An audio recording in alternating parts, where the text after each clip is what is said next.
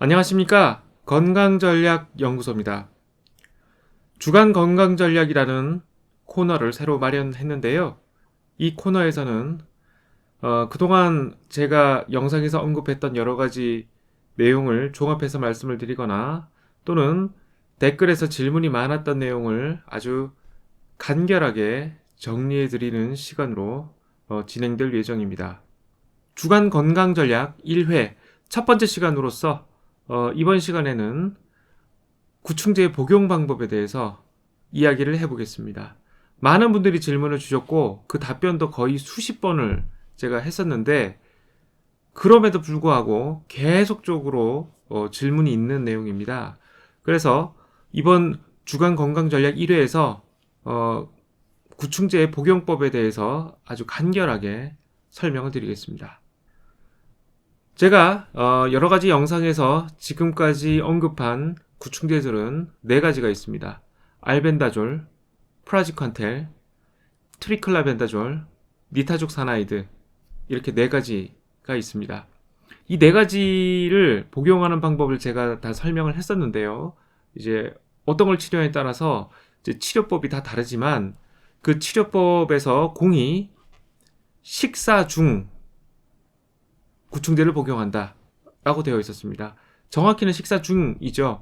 일반적으로 식사 중이기보다는 식사 직후에 이제 복용하시면 되겠는데 이 모든 구충제들은 그 효과를 높이기 위해서 식사 중 또는 식사 직후에 복용하는 것으로 되어 있었습니다. 그래서 어딘가에서 들으셨다면서 계속적으로 저한테 질문을 하시는 게 공복에 복용하는 것 아니냐? 이제 그런 질문을 많이 해주셨는데요.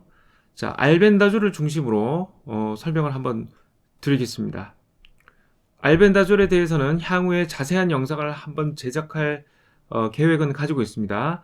이번 주간 건강전략 영상에서는 알벤다졸을 왜 공복이 아닌 식중에 복용해야 되는지에 대해서 아주 간단하게 설명하고 넘어가도록 하겠습니다. 알벤다졸은요, 우리 몸에 들어갔을 때 알벤다졸 자체로서 약효를 내는 것이 아닙니다.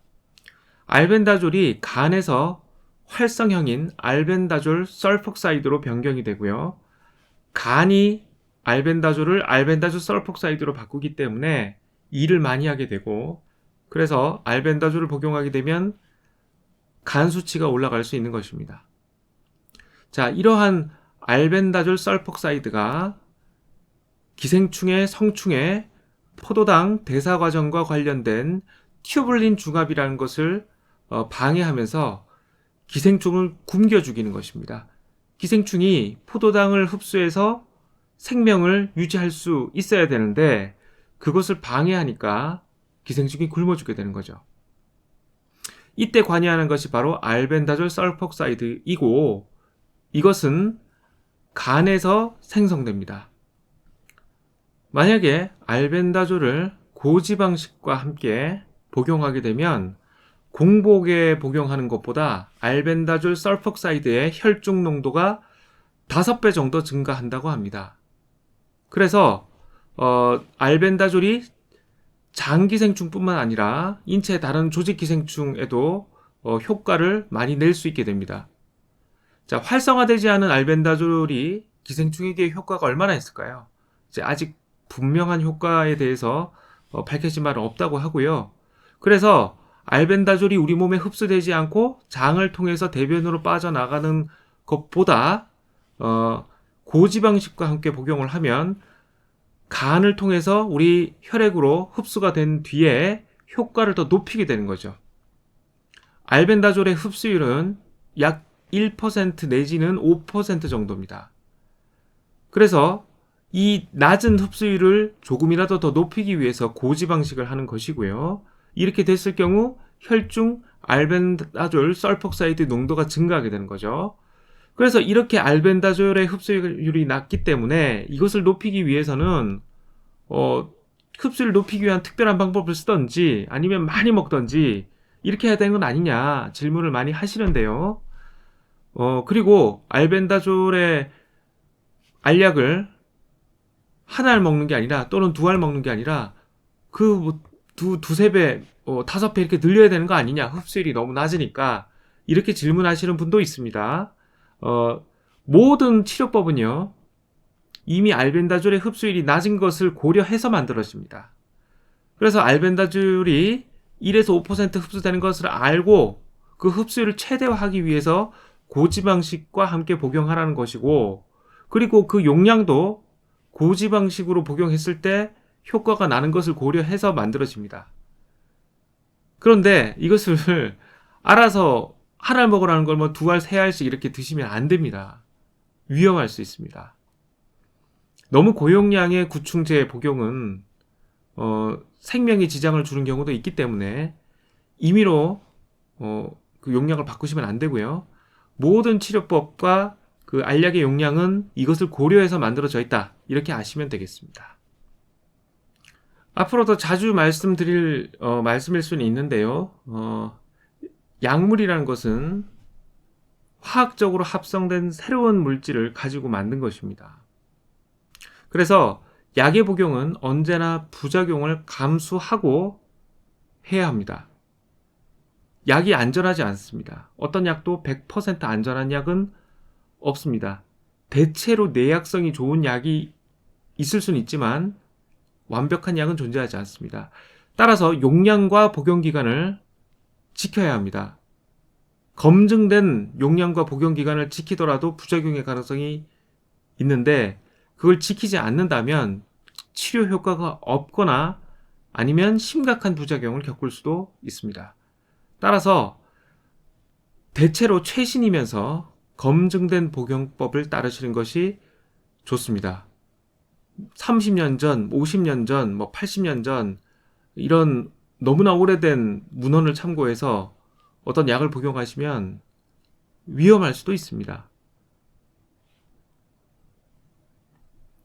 제가 영상에서 주로 소개한 치료법과 복용법과 그 약물들은 대부분 검증된 것들입니다. 가장 최신이고 현 시점에서 교과서에까지 올라 있는 검증된 방법입니다. 그래서 안전하게 이 방법을 따라서 필요한 치료를 하시면 좋겠고요. 가능하시면 임의로 복용법을 변경하시지 않기를 권장하겠습니다. 자, 이번에는 기생충에 대해서 전반적으로 한번 정리를 해드릴 텐데요. 기존 영상에서 자세히 얘기하지 못한 조금 부족한 부분을 보충해 드리겠습니다. 자, 기생충 감염은 풍토병입니다.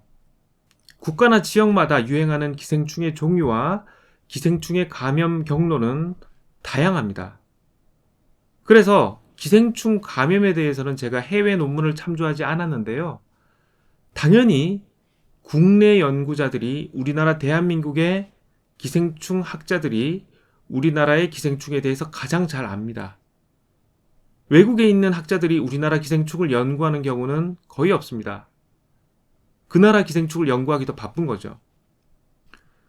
우리나라의 흔한 기생충이 해외에는 전혀 발견되지 않는 경우도 있고요. 또는 드물게 발견되는 경우도 있고 해외의 기생충이 우리나라에서는 거의 발견되지 않거나 없는 경우도 있습니다.